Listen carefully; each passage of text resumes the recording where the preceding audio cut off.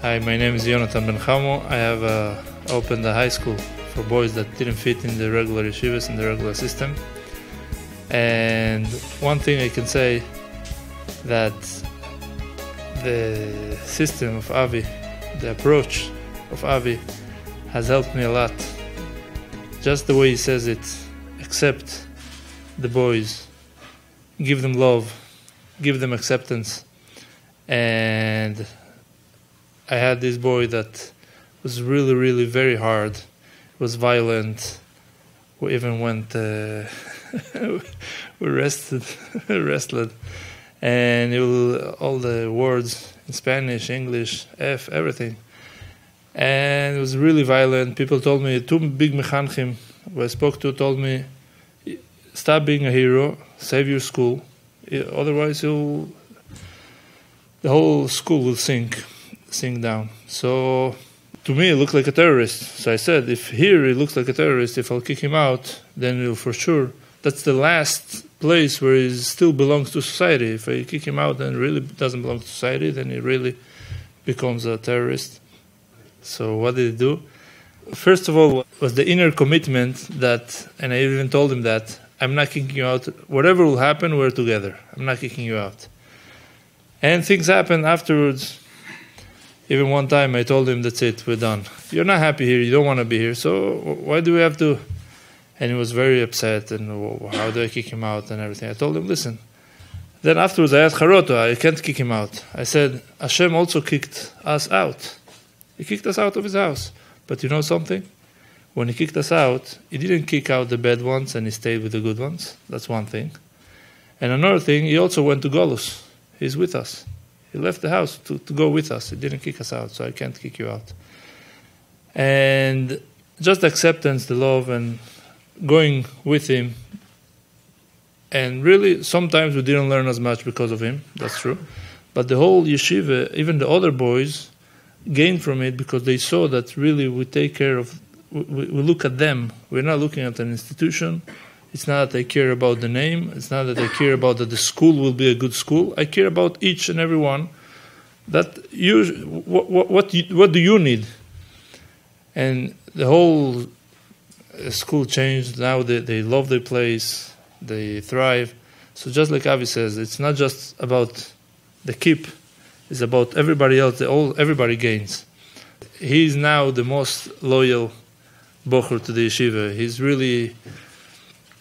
He put a sticker of the yeshiva in his cell phone, on his coat. He takes the name of the yeshiva. Whoever he talks to, he talks about the yeshiva miracles, about me. He's mamash the most loyal. Just like as Avi says, that kid will be the one who will take care of you. I really feel like that. Even though it's just being a year and he's still not, it's not that he's grown out of the project. We're still working and a lot of work to be done. But Baruch Hashem, he's really... I see how if someone will take care of the Moised lately, sure it will be him. Beautiful. That's what we need. That's what we need. We need more and more mechanchim that understand that we're not going to lose kids, and that when someone can't make it, they need help. Not rejection, but they need help. Right? What you said about the fact that you thought, if he's so bad over here, imagine how bad he'll be. So Shamshon Rafal Hirsch writes, and don't think I'm a big expert, it's in the Art Scroll Chumash. Why didn't Avram Avinu want to send away Yishmael? So he says because he understood how bad Yishmael was, and he said, if he's so bad in my house, can you imagine what he's going to be if I throw him out? It's just going to make him much worse. And in the end, Yishmael did tshuva. And we know that Avram was Mekaref him, not for now, but he's Mekaref him even after Hashem said to send him away. He went to look for him, and he brought him back. By the Akedah, he was there. He did tshuva in the end. This is what we find from the Chazon Ish. The Chazon Ish said that, why didn't Noach had a son. The son did something really bad in the Teva. He broke the rules, right? So why don't you throw him out? He said, because when there's a mabel outside, you don't throw a kid out. He said, today, you have to consider the street as a mabel. There's another story of Rav Steinman. They wanted to throw a boy out. They said, why do you have to throw him out of yeshiva? Why don't you just take a gun and shoot him? It'll be much faster, a much faster death for him than sinking out in the street. There are many, many stories. But on the other hand, you have a school, and you have a good point to say, I can't run a school like this, right? But the point is that everybody thinks that if we're going to be nice, they're going to get worse. It's not true. When we're nice, they get better. You save the boy, and you save the school, and you have a friend for the rest of your life. And so many people say, who went through hardship, they'll take a bullet for a Rebbe like this. They'll take a bullet for friends like this. And on top of that, I'll end with this story. And you enjoy his company a lot now. He's not a terrorist anymore because you don't look at him anymore like a terrorist, even though when he deserved it, you changed your eyes. So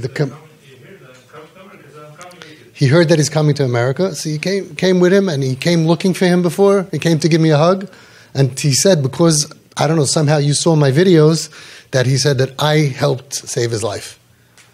I didn't even know the kid. I don't even know you. You saw the videos, and then you got a different thing, a different idea. Let's try to save the kid, but how do you save a kid who's out of whack?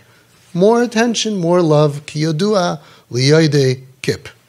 Those who know, that's what works. But I want to tell you something else. You'll have siyata d'shmaya for your yeshiva. All these stories, by the way, and these divrei Torah are all in my book, Raising Royalty, which is coming out. Maybe by the time people see the video, it came out already. Chelik Aleph, it's going to be Mitzvah Shem. We have 6,000 stories. But listen to this. What's the biggest yeshiva in Eretz Yisrael? The Mir. Maybe in the world. Why is Mir Yeshiva the biggest yeshiva in the world? So you know what? Who's the biggest Maggid Shir over there? Rav Asher. Rav Asher Arieli said over this story. After the Holocaust, a bunch of Rosh Yeshivas came from Shanghai, from whoever survived. They all came to Eretz Yisrael from every town. And they all tried to open yeshivas. One town was called Mir. So the Mir, Jamir, they tried to open a yeshiva, but there were tons of Rosh Yeshivas. Now we know the Mir. A lot of these other yeshivas, we know Slobodka, a few of them made it. A lot of them we don't know. So Rav Asher said, why was the Mir Zeicha to become so successful? So let's listen to this story. What was the name of the Rosh Yeshiva that opened up the Mir in Eretz Yisrael? You know what they say in the Mir? Jede Winkel is da a Finkel. Finkel. Which one? Reb Nosson Tzvi Finkel. Not the one when I was there, the original. He came to Eretz Yisrael, he opened up a yeshiva, a good yeshiva, a top yeshiva, and he took Bachrim from then. The top yeshiva was called Eitz Chaim. He had a handful, 10, 12, 14, doesn't sound like more than that. Top Bachrim that came to his new yeshiva, the Mir. Okay, imagine a little classroom, imagine 1940, I don't know what it looked like. And somebody who was in the yeshiva was a guy who was making a lot of trouble. So some boys went to him and they complained and they said, he's going, I don't know what they did in those days. Whatever it was probably a mitzvah compared to what we're doing now. Maybe he went to a bar, maybe he was hanging out, I don't know. But he was doing bad stuff and he was telling everybody, I learned in the Mir. So they said, listen, we left where we were, we came here, we want to be part of a yeshiva with a good name. We want to do good shidduchim. We're building up a yeshiva to have a shem tov. And he's going everywhere. Bad enough he's not behaving according like yeshiva bachur and he's doing bad stuff, but he's doing free advertising. I'm in the Mir. So he's ruining it for us. The yeshiva heard them. He didn't do anything. Short while later, all the bachrim got together. They said the yeshiva didn't do anything. We have to take matters into our own hands. They came, all of them, to the yeshiva. All of them came to the yeshiva, to the Rosh Yeshiva. And they said to him, either him or us. Either him or us. All in. So now it's a big threat. He just opened the yeshiva. He has the top boys from Eitz Chaim. He's starting the yeshiva with... And they all said, either you tell him to go, or if you want to keep him, we're leaving because we want to be in a top yeshiva. We learn day and night. We don't want to be a part of this yeshiva that has a bad name. So Reb Nosson Tzvi Finkel, Zatzal, said to them, I thought that I'm going to be a big Rosh Yeshiva, and I'm going to get the best boys, and I'm going to be Rosh Yeshiva, the top yeshiva masmidim. That's what I wanted. I see Hashem doesn't want me to be that Rosh Yeshiva. So I guess you'll go, and you'll go to another Rosh Yeshiva. Like I said, there were so many that were trying, and that Rosh Yeshiva is going to be the Rosh Yeshiva of the Chashav Bachrim, and I'll stay here, and it'll be just me and him. Said Rabbi Arieli, because of Mesiras Nefesh, that he was willing to lose everything. He was just starting off after a Holocaust, after everybody in the Mir was murdered. And he's starting off with top boys, and they're boycotting. They're all going to leave. And he said, I wanted to have a chashav yeshiva, but if it means being merachik this bacher, I guess someone else will be the chashav yeshiva, and I'll have yeshiva just me and him. I have goosebumps. You can cry from this. This is a mechanech. Someone else will have a good yeshiva. Someone else will have a chashav yeshiva. And it'll be just me and him, and I'll have a shvach yeshiva for one boy who's... Said Rabbi Arieli, that was the schus. Why Mir grew more than any other yeshiva. So the Eibusher zal helfen, not only you're going to have a yeshiva, rabbi, not only you're going to have a yeshiva, but your yeshiva is going to be the one that's going to be 1,000 times bigger than all the other yeshivas, because you're not running a company, and you're not running a factory. You're not running an assembly line. You're dealing with neshamas. And that's chus, that you were willing to lose everything. You got the boy back. The other boys are doing better. They realize how much you're invested in them and you really care about them. This boy is going to be the biggest supporter, and all of them are going to love you, and your yeshiva should grow and grow and grow and grow. You're going to be the biggest Rosh Yeshiva in the world, and everybody in the room, make sure you get a bracha from him, because one day the lines are going to be so far out. Please make sure I can cut. I want to be able to get to the front of the line. I'm saying, it's Avi, what? The Gaboyim are going to say, we don't know you. Wait outside for 2 hours till the Rosh Yeshiva can come and see you. You're going to be part of Kupar Ha'ir, and that's it.